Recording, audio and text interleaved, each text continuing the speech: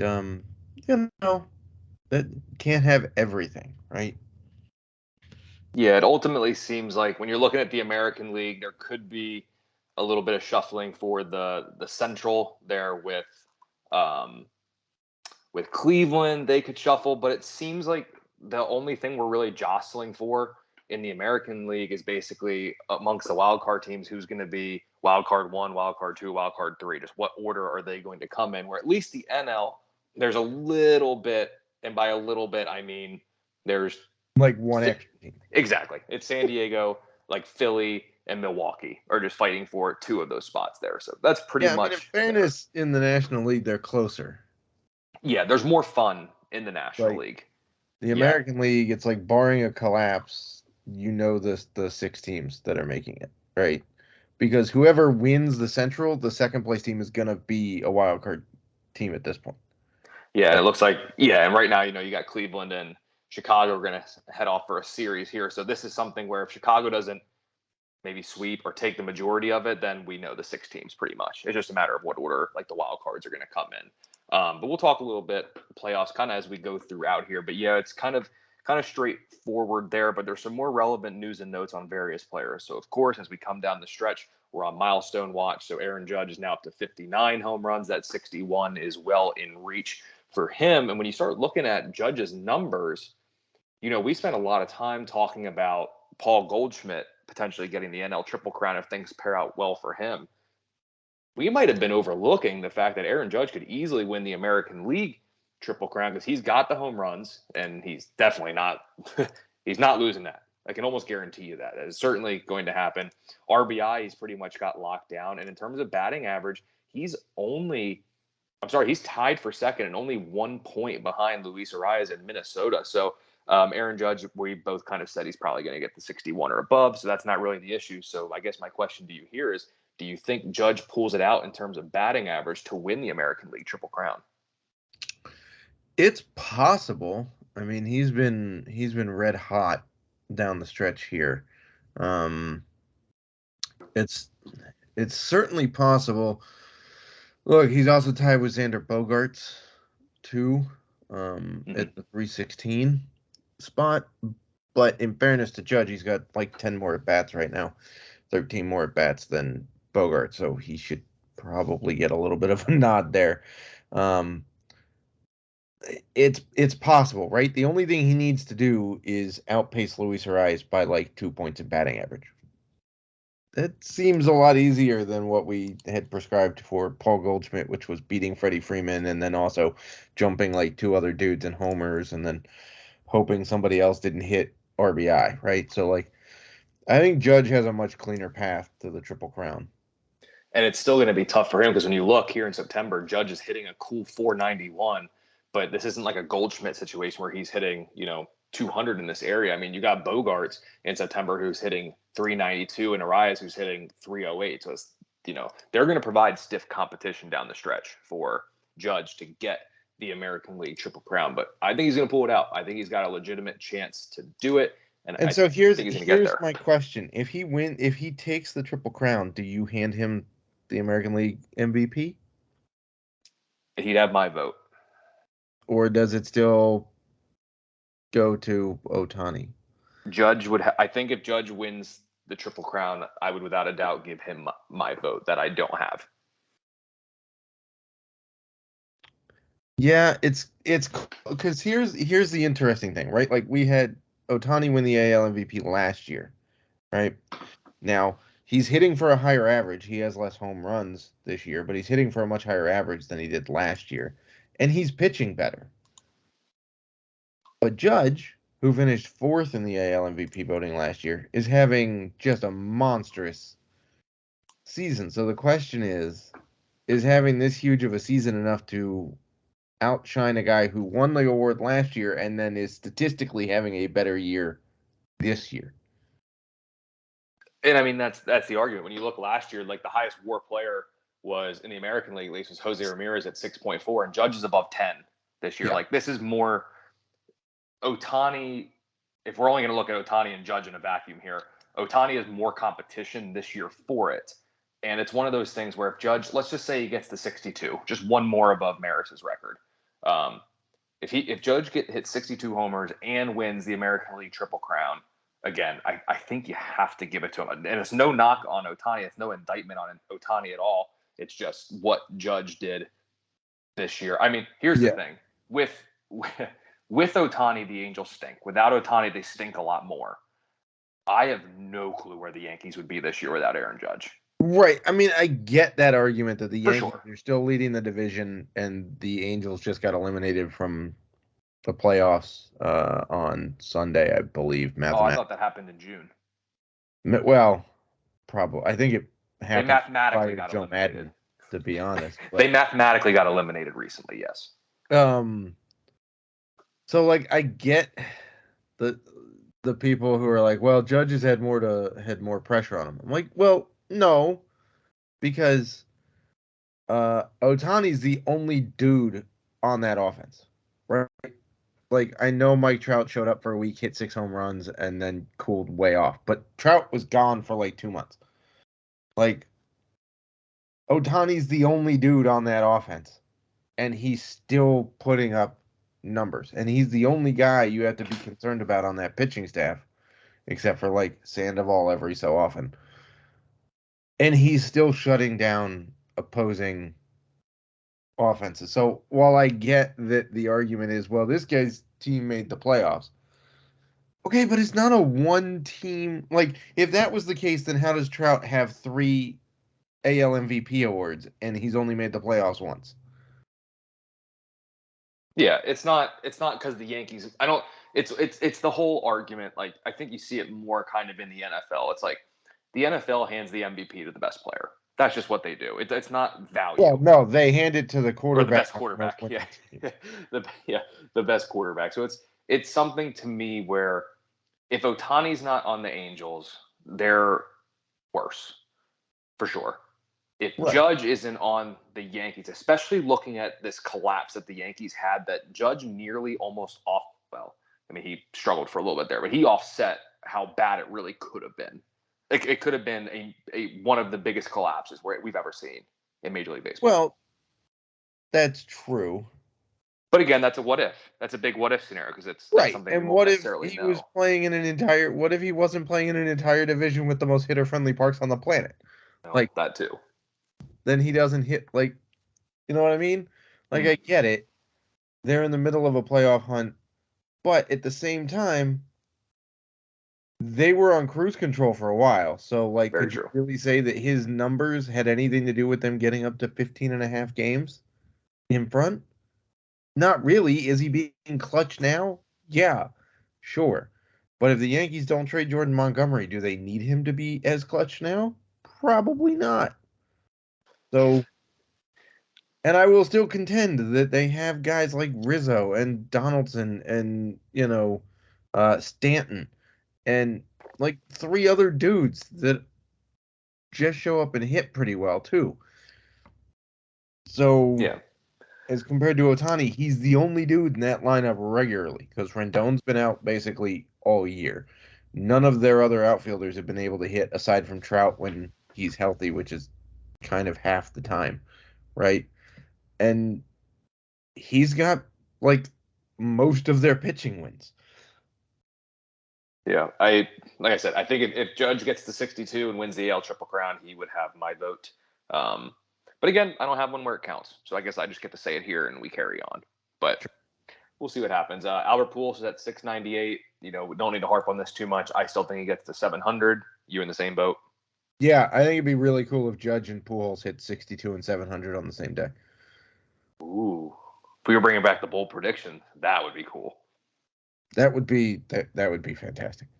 I mean, baseball is a very romantic sport, so why not have it be that way? So I am with you there. Let's go to Houston. Obviously, they nice little video on Twitter, or for a lack of better words, Justin Verlander telling him to freaking enjoy it, for some other words that I don't want to quite throw around on here, but said to enjoy the moment as Houston went ahead and they clinched the division and subsequently a playoff berth. So Yordan Alvarez, big year, 304 average, 37 homers, 94 RBIs, did miss a little bit of a time here and there.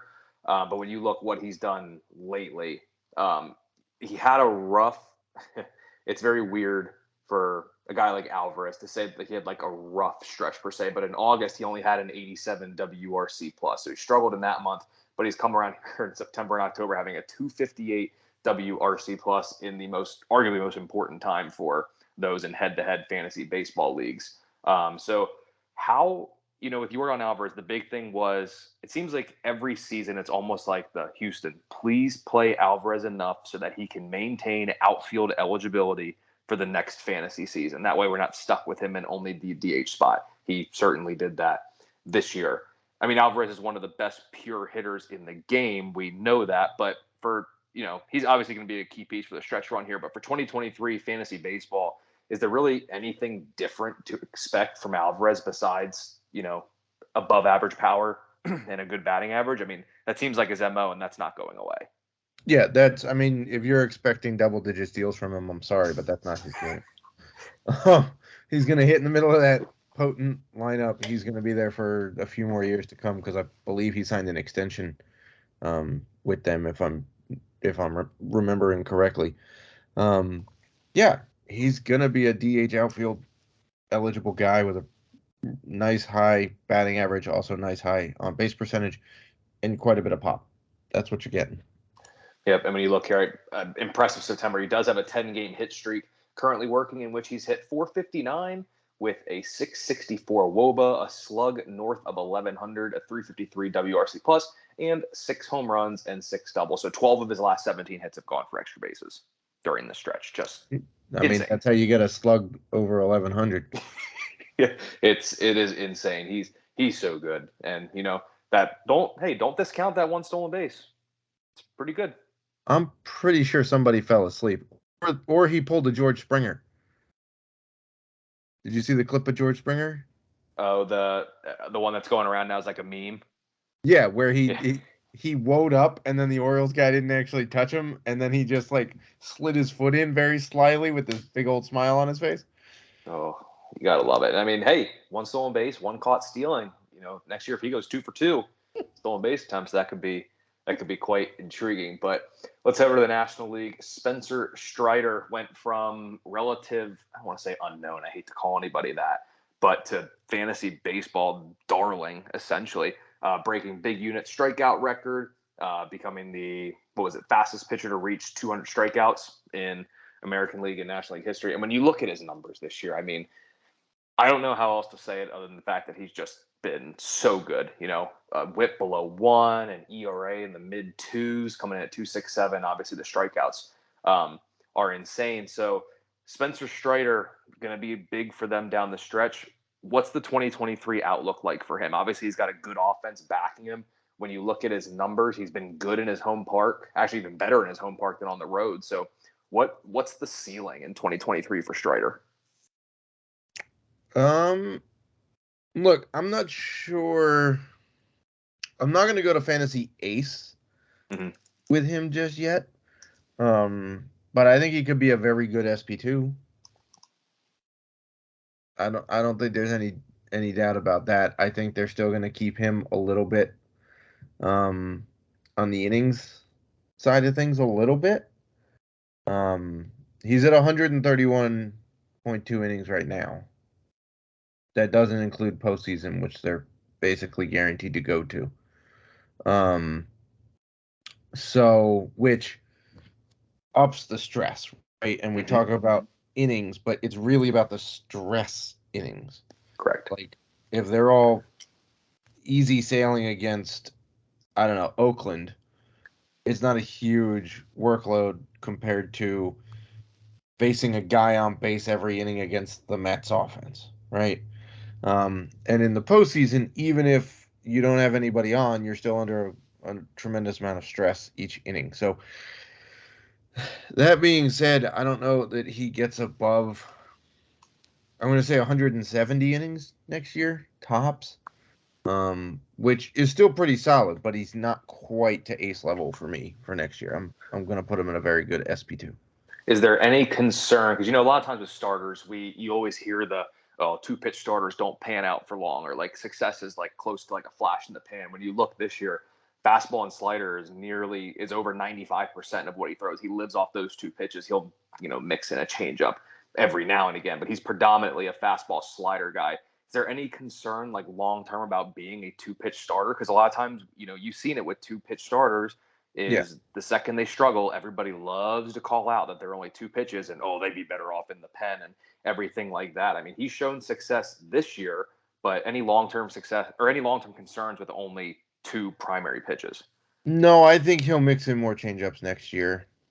I think he's doing okay right now because yes, he's been up for the whole season, right? But people still don't necessarily have a full book on him. So I think he'll mix in some more changeups next year. But when you've got a combination like his fastball slider combination, there's a lot less to be concerned about. Like, Paddock's combo was not nearly as good as Strider's combo, right? That's why Paddock didn't. That aside from he can't stay healthy, that's why it didn't work. But when you look at Strider, both of his pitches grade out at least 70, and the changeup is at least a 50 grade pitch. So yeah, I mean, there's the temptation with two-start pitchers to move them to the pen, but I don't think that's going to happen long term. Look, he may for spurts next year, because if you look, he's made 31 appearances, 20 of them have been starts. So they've been doing that this year. It's possible that they do that, but I think he's got the upside of an SP2. Do I think he's going to be their number 2 starter next year? Probably not. But a fantasy SP2 is different than a number 2 in a rotation. Correct. And really, even if Strider does do the 160 or 170 innings on a per inning basis, he's elite. You're getting a tremendous amount of production. Exactly. It's like the old, I think when not to mention that him being in the pen might actually help you with wins. Correct. Yeah, and that's it's a new age of fantasy baseball. Like the 200 inning workhorses are more or less gone. Don't happen. Yeah. I'm looking at National League innings right now, and there's one guy over 200, and it's Sandy Alcantara at 212. Miles Michaelis is number 2 in the National League at 187. Yeah, I mean, it's Nola and Corbin Burns and Darvish and Merrill Kelly and Logan Webb are the only other ones above 180. Well, I got the American League up, and there are 6 pitchers above 180 innings. Jordan Lyles, of course, Garrett Cole at 181, Nate Eovaldi at 182, Frankie Montas at 187, Jose Barrios. Oh, I'm sorry, that's 2021. Sorry. Yeah, I'm looking right now. I've got 1, 2, 3, 4 guys over 180, and they're all between 181 and 185. Framber is leading the American League at 185 and 2/3. Now, that does include the fact that Justin Verlander missed about a month? Yes. And he's at 157. So newsflash, he's probably going to qualify, which means my Dylan Cease bold idea of winning the Triple Crown isn't going to happen. But Manoah is second, Garrett Cole is third, and Bieber is fourth. And those are the only 4 over 180. And nobody's yet to 190 in the American League. Yep. So you got one pitcher, one in the entirety of baseball that has hit 200 innings this year. Yep. And it's the changing landscape, and we talked about it, and that's just something we have to account for. In Philadelphia, Zach Wheeler set to make his return, and there's talks about Noah Syndergaard talking about starters going to the pen. Syndergaard might go to the pen for the Phillies. So, I mean, Syndergaard's pitching mentality has changed. We saw it with the Angels, and we're going to continue to see it. He is not going to try to throw it 100 miles an hour by you. He is content to pitch to contact, go 7 innings, and strike out 3 batters. He is content with doing that at this point. Fantasy-wise, I don't know how many teams he's probably on, to be honest, at this point, just because I don't want to say he's been bad, but I don't want to say that he's been overly great. And with a dearth of strikeouts, 6 innings with 3 earned runs and only 2 strikeouts doesn't exactly do you a whole lot. He's got a 6.38 K per 9 right now this year. Exactly. And then it's something that he's not going to stick around. So I think this move is going to be more felt in reality versus fantasy? Because, like I said, how many people really are rostering him at this point? Because I'm pulling it up here. Since he got traded to Philly, 8 starts. He's 4-2, solid. 4.9 K per nine with Philly with a 4.79 earned run average. It's just reality. It is what it is, I guess. No fantasy impacts to be had here with Syndergaard. Not really. I mean, you may sneak an extra win or so out of him because, again, moving him to the pen doesn't have to go 5 innings to get a win. Just has to be the guy when they take the lead for the last time. And you could get a mild uptick in strikeouts because maybe he goes more full bore, knowing he's only pitching an inning at a time rather than trying to pace himself for 5. But there's no fantasy relevance to Noah Syndergaard at this point, which is weird to say, but um, it is what it is. Yeah, and just fun fact with this is that it's been over 5 years, actually over 6 years since Syndergaard has come out of the bullpen in a Was it regular like season game. the playoff run for the Mets in 2016? 2016. Yeah. So that was the last time that we have seen him there. So let's do a little bit of injury talks, and some of these guys could actually impact some fantasy teams down the stretch. So the first one we're going to start with Julio Rodriguez dealing with some lower back tightness. Missed Monday. I believe he missed Monday's game. We'll have to see if he cracks lineup moving forward. But if you're in a weekly league, you're probably rolling with him because that's probably you're not going to find anybody better than him to roll with. So probably going to be playing Julio Rodriguez. An interesting one here. I'm curious to get your thoughts on. I don't think it's going to matter this year. And actually, let me say it this way: it shouldn't matter this year. But Tyler Glasnow made his third minor league rehab start. Looked good, and it sounds like the Rays. It sounds almost like they're non-committal about do they want to try to use him in the postseason to get him a couple innings, or are they fully set on 2023? I know, knowing Glasnow's history, they should not bring him back this season. Rest up for 2023. What kind of camp are you in there? Are you in the if they need him, let him come in for an inning or two in the down the stretch here to throw, or are you with me and wait till 2023?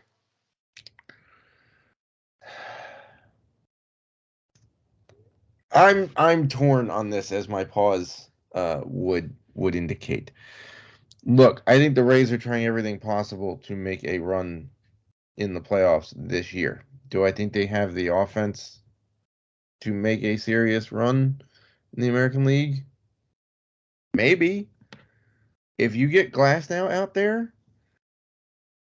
then they've got enough pitching to maybe sneak past the Guardians, who they might play, or um, the Yankees, perhaps.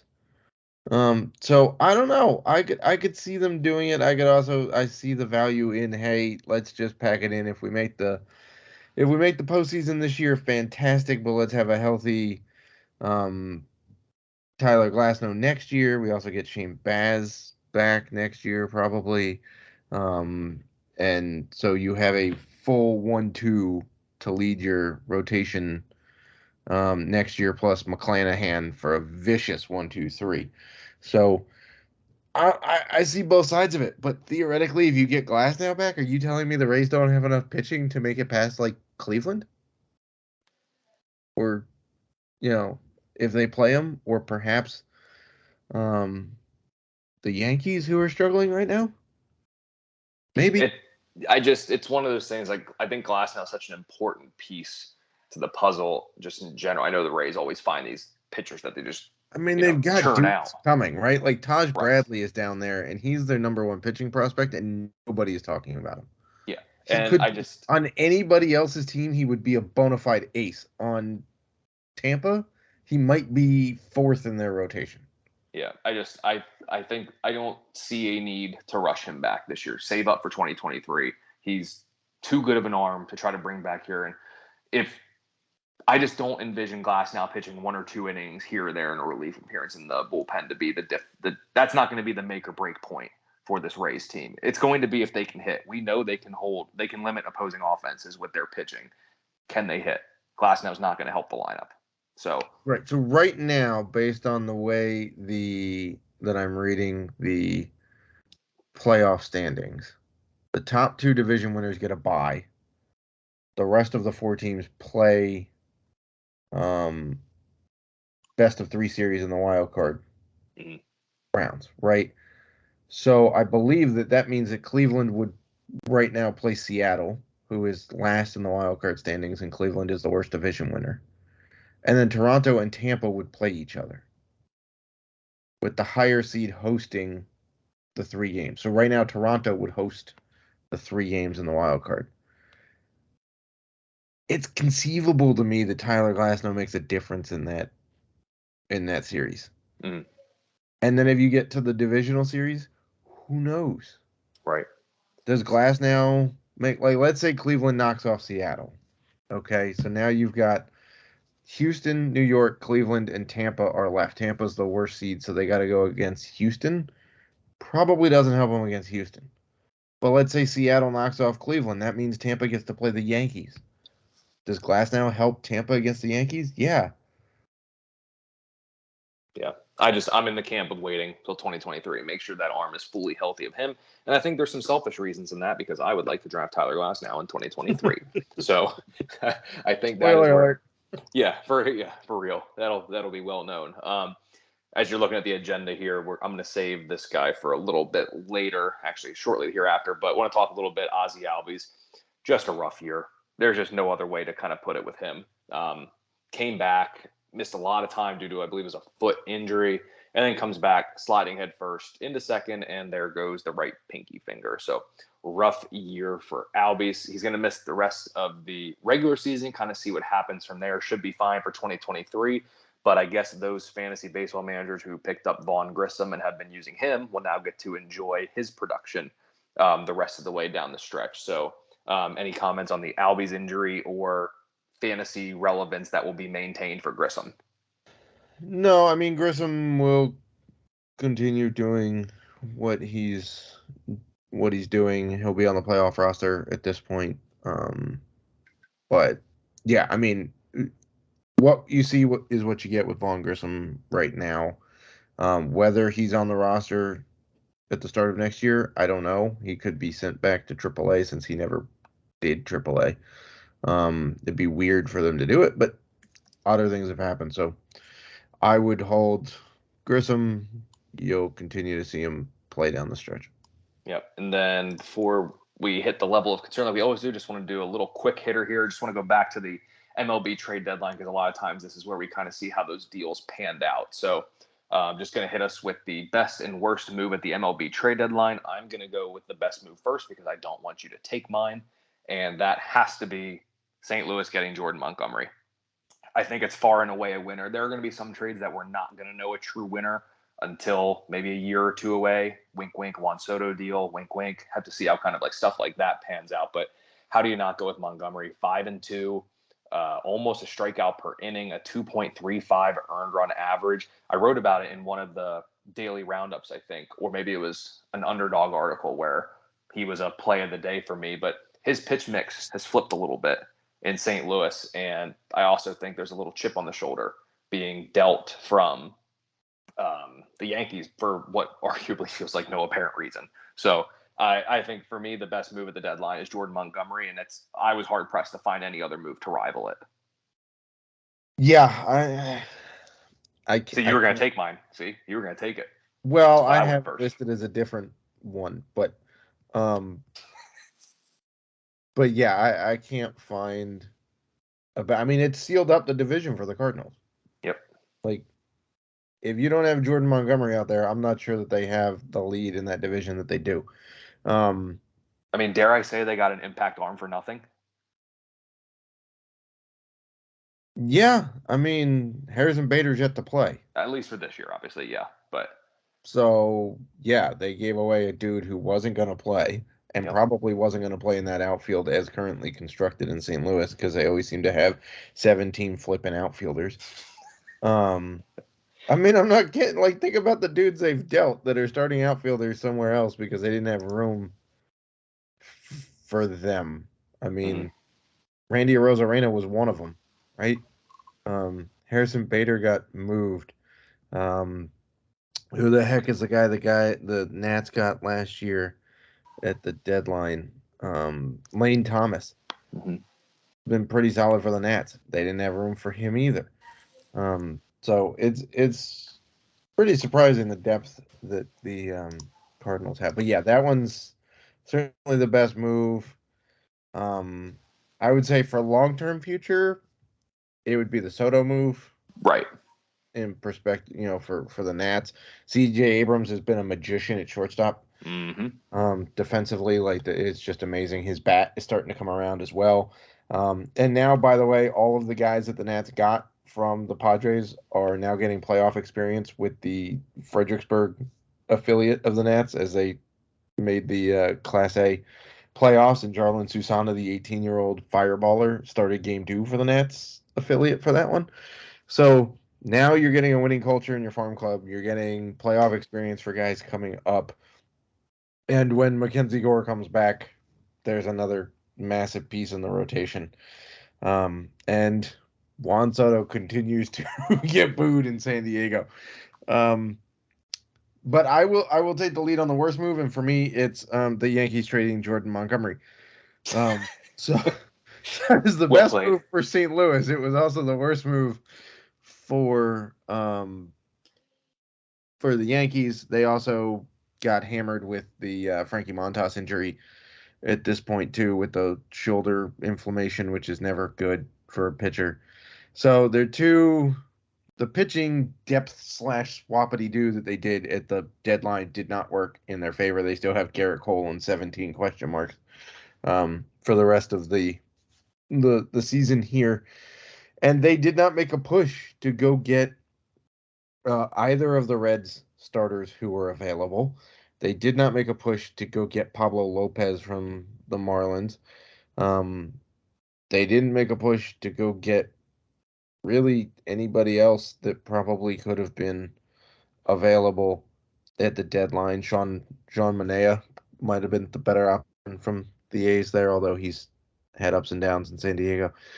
So yeah, for me, the worst move is shipping Jordan Montgomery out of town for a guy who is yet to play and probably won't play the rest of the year and won't be, by the way, on the playoff roster because you had to be on the active roster by September 1st to have a shot at the playoff roster, which Harrison Bader is not on. So that's dandy. And here's the big thing with the Montgomery move. I'm looking at it here. Montgomery made 21 starts with the Yankees. Do you know in how many of those 21 starts that he had 6 or more strikeouts? Feel free to guess. I'm gonna guess like 2. 4. Okay. So he had two with 6, and 2 with 8. He has now, as we've talked about, made 9 starts with the Cardinals. Do you know how many of those outings he has 6 or more strikeouts in? 7. 5, 6, 6. He's 6. got 2 with 6, 1 with 7, 2 with 8, and 1 with 9. Oh, so you mean pitching to a Hall of Fame catcher is good for a pitcher? And a very, very well-known defensive wizardry in the infield. Sure, it Yeah. helps, and the Also, NL one Central helps a from little bit. Adam Wainwright probably doesn't hurt either. Yeah. Now, sure, if you want to be a naysayer and you want to nitpick, sure, 2 starts against the Cubs. There's Colorado away from Coors, Yeah, Washington, but another you with know what? The Cincy, but Cubs don't still, strike out that much. Like their no. offense isn't great, but they don't strike out very much. And I think their strikeouts come against righties too. I Right. think that's where their issues are.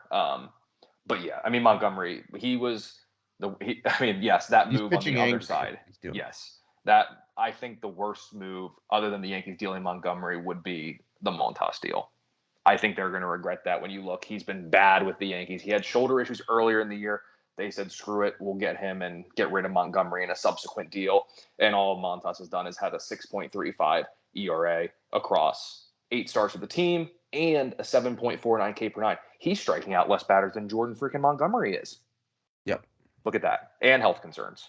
So there's that too. Yeah, those are kind of the standout ones. I mean, obviously there was a bunch of you could say the Luis Castillo deal for the Mariners was a good one.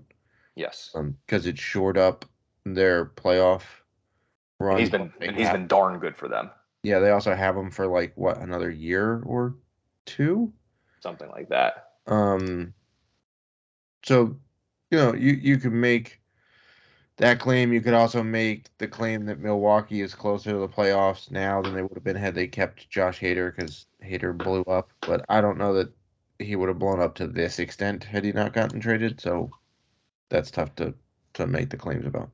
And then just a couple level of concerns here to round out this episode, looking at Jonathan India, just not really a great year. 251 average, 10 homers, only 2 stolen bases, and he's been caught 4 times. And if you look here at his numbers in September, he's hitting just 212 and just has really lacked any sort of really fantasy pop. Sure, he's got 3 hits over his last 3 games, hitting safely in each of those games, but he's 3 for 12 in that stretch. So, level of concern with John India, and do you think his fantasy value is going to take a hit heading into 2023?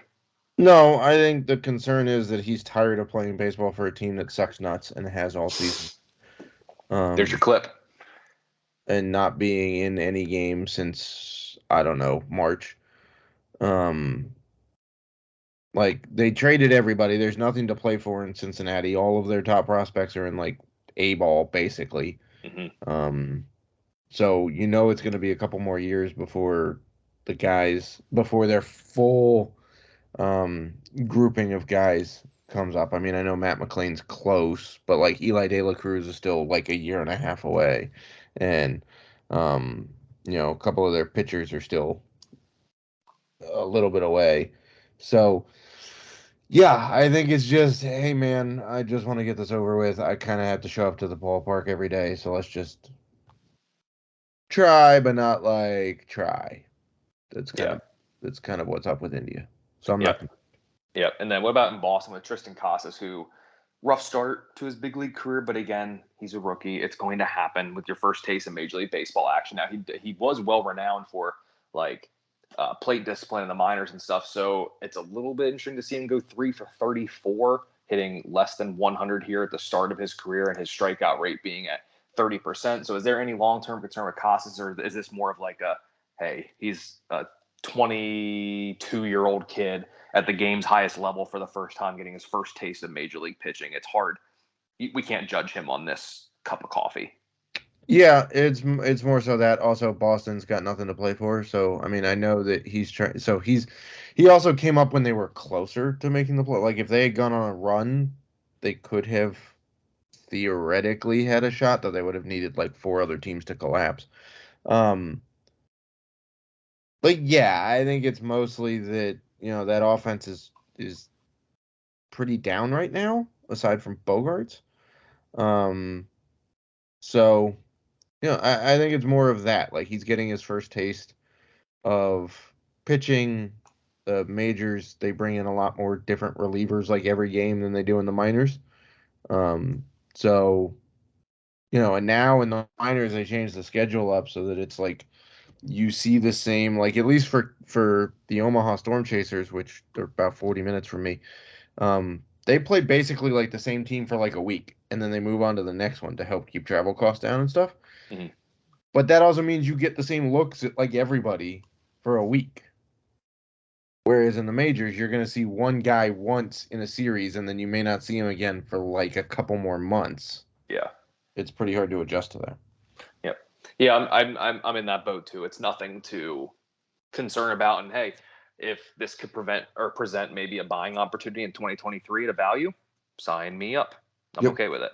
So that's all we got for this episode, folks. So Matt on Twitter at the Selzman. Any final remarks or just what all great content do you have coming out this week across the 17 sports that you cover? So starting Wednesday, you'll see the NFL game previews out for week 3, where I break down the storylines, top plays, spreads, over-unders, 33 different stats for every game. So that'll be out starting Wednesday. You'll see NASCAR podcast will also be out like Thursday morning for this week's race at Texas Motor Speedway. You'll see NASCAR playbooks come out this weekend. Check out all of the different tools we've got on site. There's a massive update to the lineup generator coming within the next couple of weeks as well. So watch for that. We've been prepping for that for months. Yeah, so that basically covers it. F1's not back till the end of September, early October. So with the game previews, how excited are you to break down and write about the high-scoring offensive shootout that will probably not be the Bears-Texans game? You know, there are some games you just got to grin and bite your teeth while you're writing up. That's probably one of them. That's a good way to summarize the Pittsburgh Pirates baseball seasons. More often than not, you just get through to the next one. So make sure you check out all of that great content that Matt's going to put forth, as well as everything just here at fantasyalarm.com. And then we will be back next week with the newest edition of the Fantasy Alarm Fantasy Baseball Podcast.